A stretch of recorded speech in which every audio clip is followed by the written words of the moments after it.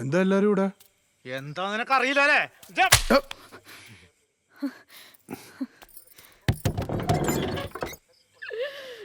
എന്താ എന്താ വിഷയം എന്താ?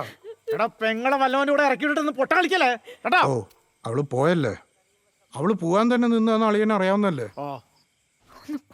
അതിനാണോ എല്ലാരും കൂടെ ഇവിടെ കിടന്ന് പോ. അല്ല അളിയൻ എന്ത് ധൈര്യത്തിൽ എന്നെ കയറി അടിച്ചേ? ഞാനിത് എവിടെ പോയിന്നാ? നീ ഇവിടെ ഉണ്ടാ?